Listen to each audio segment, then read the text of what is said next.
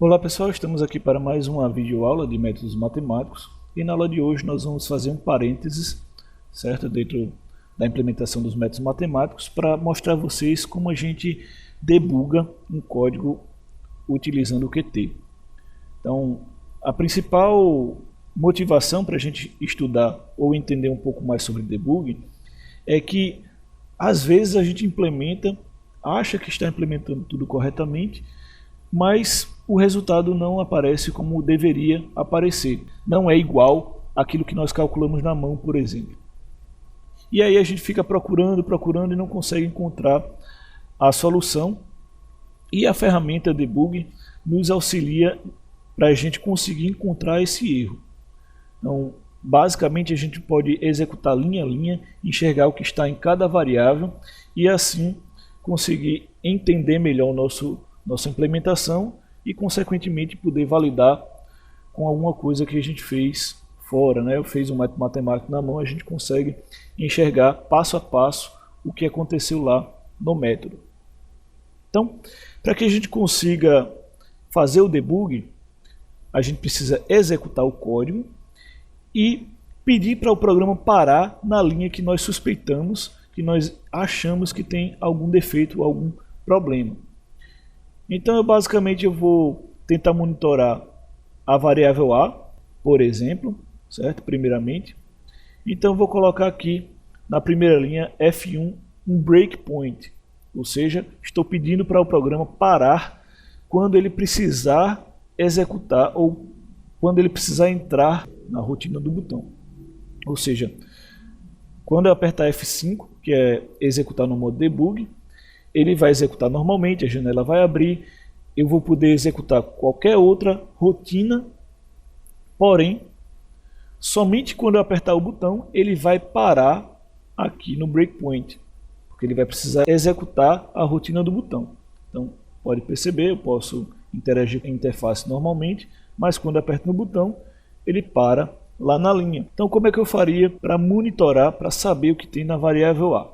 Primeiramente, abrir aqui, ó, tem um lixo de memória, porque a variável ainda não foi declarada, certo? Estou um passo antes da variável existir aqui no programa. Quando eu apertar F10, ele vai executar a linha que a gente acabou de ver, e aí a gente vai ver que a matriz A foi criada com 4 linhas e 2 colunas. 4 linhas, certo? 1, 2, 3, 1, 2, 3, 4, certo? Tem 3 pontos e vírgula, por isso que ele tem 4 linhas, e 2 colunas porque tem apenas uma vírgula. Então eu sei agora que a matriz A tem 4 linhas e 2 colunas e que a primeira posição de memória, o primeiro valor da primeira posição de memória é 0,5343, etc. Então é esse valor aqui que é o que está na primeira posição de memória. Obviamente, esse valor não é suficiente para eu poder monitorar toda a matriz A. Se eu quisesse enxergar todos os valores da matriz A, isso não seria o suficiente. Então, vamos tentar enxergar mais profundamente o que tem dentro dos elementos dessa matriz. Quais são esses elementos? Então, a primeira coisa que eu vou fazer, eu vou adicionar uma expressão para eu poder avaliar. Eu vou poder agora avaliar o MET. Então, do jeito que está aqui, nós não conseguimos visualizar a posição de memória. Então, eu vou clicar com o botão direito, novamente. Vou mudar o valor do formato que está sendo mostrado, certo? E aí ele vai mostrar a posição de memória.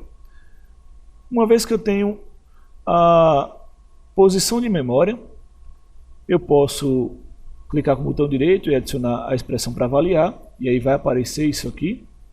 E eu vou trocar aqui essa memória, clicando 2 vezes, e eu vou trocar essa memória aqui de baixo, certo? Então aqui embaixo eu preciso ter o valor lá dessa posição de memória. Então pode ver 0xCA4790. Então agora eu vou mudar a maneira como o debug está interpretando essa variável. Então ela é uma posição de memória e eu quero enxergar linhas e colunas. Então o que eu vou fazer? Vou dizer que ele é uma variável double e que ele tem 4 linhas. Então a gente pode perceber aqui, vou voltar aqui para o formato padrão, certo? Que é o Use Display Format Based on Type. É clicar com o botão direito, Change Value e volta para o valor normal.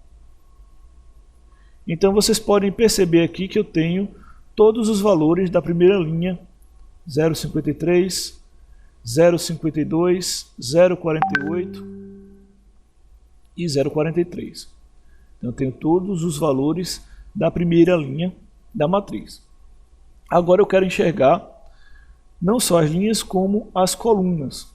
Então eu venho aqui, clico com o botão direito e adiciono uma expressão para cada uma das minhas linhas.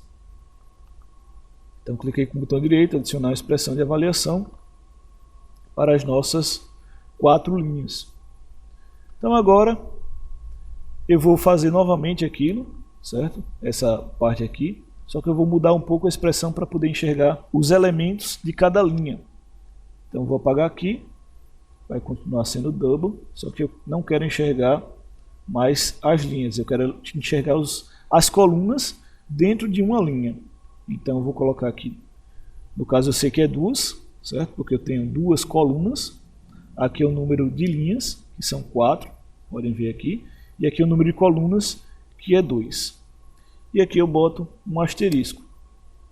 Dessa maneira eu vou poder visualizar 0,53, que é o primeiro elemento da linha 1, e menos 1, que é o segundo elemento da linha 1.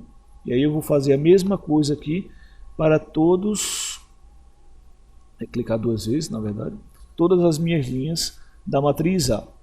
Então, double, vou copiar aqui para ficar mais rápido. Clica 2 vezes, sobrescreve e sobrescreve. Então, como a gente pode perceber aqui, nós temos a visualização das linhas da matriz A e das colunas da matriz A. Ou seja, na linha 1 eu tenho esses valores, na linha 2 eu tenho esses valores, na linha 3 esses valores, na linha 4 esses valores. Então, se o valor de A for alterado, ou se ele fosse alterado, ele não vai ser alterado, durante todas as iterações a gente poderia visualizar e acompanhar a alteração dessas variáveis. Então isso aqui é um pouquinho que a gente pode entender a mais sobre debug, certo? Espero que vocês tenham entendido e gostado. Qualquer coisa vocês podem colocar perguntas aí embaixo. E na próxima aula nós vamos falar um pouquinho, vai ser um outro parênteses, certo? Vamos falar um pouquinho sobre como fazer para usar o método dos minutos quadrados numa transmissão Wi-Fi. Imagine que vocês estejam recebendo dados, um dado vindo de um processo físico ou alguma coisa assim, e eu quero levantar a equação que representa esses dados.